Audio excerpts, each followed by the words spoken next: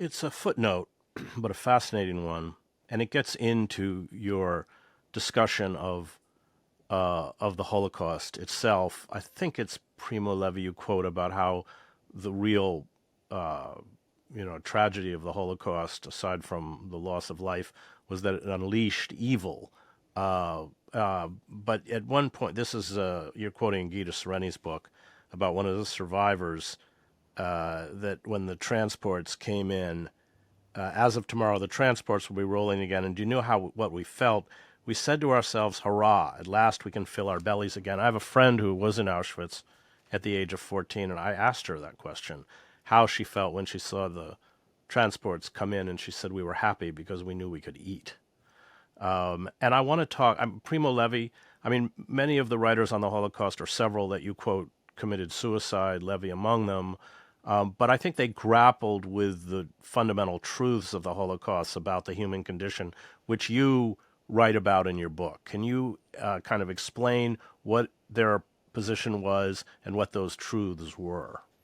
Thanks, Chris. I think, Primo Levi was one of those people who was not content with a straightforward tale of narrative of victimhood. He could have easily laid claim to that particular narrative. He was in Auschwitz. He was there for several months. He managed to survive it just barely. Made his escape, went back to Italy, and he could have, spent the rest of his life just in the way someone like Elie Wiesel did, What do speaking you call him, about the Jesus of the Holocaust or the something? Was Jesus of the it? Holocaust. That's actually Alfred Kazin calling him that. Right, right. He could have also become the Italian Jesus of the Holocaust, and just kept talking endlessly about that experience and how that experience commits him to the defense, eternal defense of the state of Israel. He did not do that, and it's interesting to ask why, because as he grew older, and I think it's interesting towards the end of his life, the books he's writing, the essays he's writing, are concerned with the question of complicity. They're concerned with the question of collaboration. They're concerned with asking broader questions about our own complicity in systems of violence and dispossession, and really also questioning, in many ways, the whole sort of narrative that has become popular in the West of survivors. He realizes, especially in his encounters with Elie Wiesel, that this narrative has become incredibly influential, and it's leading to bad political outcomes. And we think we need much more complex thinking on this, much more complex reflection on this. And that's where he talks in his last published book, The Drowned and the Saved, about, I think there's a chapter in there called The Gray Zone. And he talks about the figure of the collaborator, and how, in many ways, I mean, this is a very surprising Well, he's talking about conclusion. the head of the Lotz ghetto in That's right. particular, That's right. Ronkowski. Yeah, exactly. And he concludes that that collaborator actually exists in all of us, and that we are also too concerned with, really, with our sort of survival, too concerned to protect ourselves, and in many cases too concerned with social advancement, some kind of a social status. So we don't actually take the risks that we are supposed to take. We become fearful. We sort of retreat into a kind of herd morality. We go along with what other people are doing. And this is not just Primo Levi. This is also the conclusions reached by other people who have examined in some detail the behavior of Nazis or German soldiers during the Second World War, how much they were motivated not so much by ideology, not so much by anti-Semitism, but by very simple things like career advancement, by the possibility of material improvements in their lives. And I feel like it's really important to keep that in focus when we talk about these things. If you look at this new documentary, the BB Files, I'm sure you've seen it. I haven't yet. No. it becomes very clear. I strongly recommend it. It becomes very clear that Netanyahu is only sort of secondarily motivated by his ideological commitments. I think what has taken precedence in his case is the accumulation of personal power and personal wealth. And that is what has been driving him all this time. That is what has basically shaped many of his policies, whether his decision to declare unlimited war on his neighbors, whether it's his policy of criminal indifference to the fate of the hostages in Gaza. All he wants really to hold on to his power and to stay out of prison, most importantly.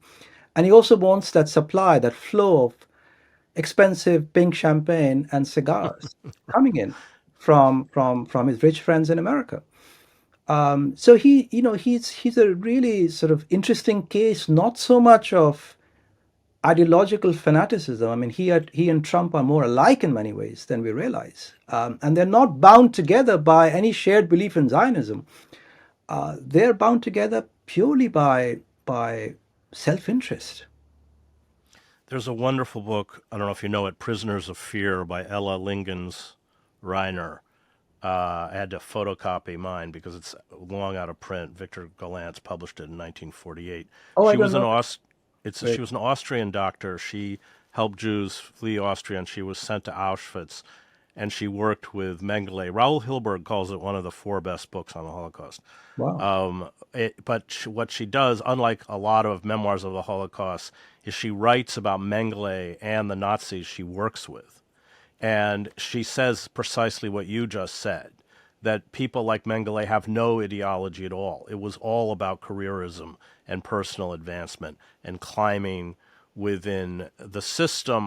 Have you read the novel The Kindly Ones? Oh yes, yeah, yeah. Jonathan. What did you think? What did you think of it? I mean, I thought that it was flawed in some ways, but that certainly was the main theme of that book was careerism.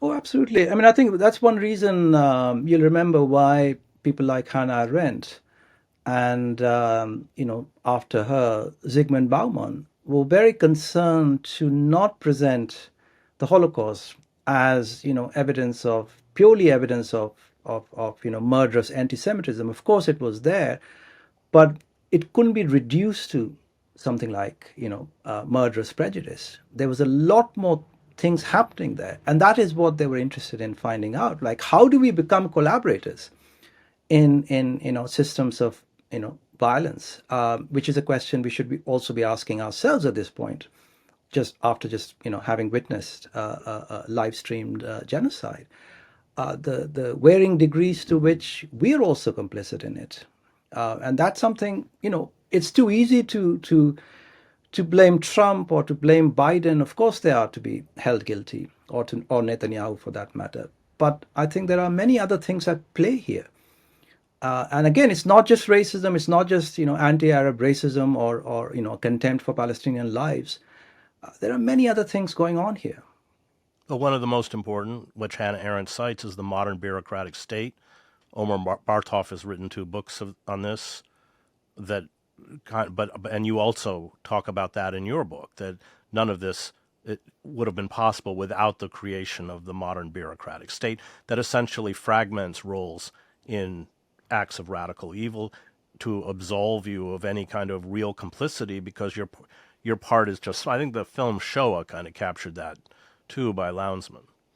That's very true. That's very true. I mean, the other thing, going back to your earlier point, Hannah Arendt is also someone who traces the construction of that kind of modern bureaucracy for mass killing, back to the 19th century, back to imperialist Right. practices.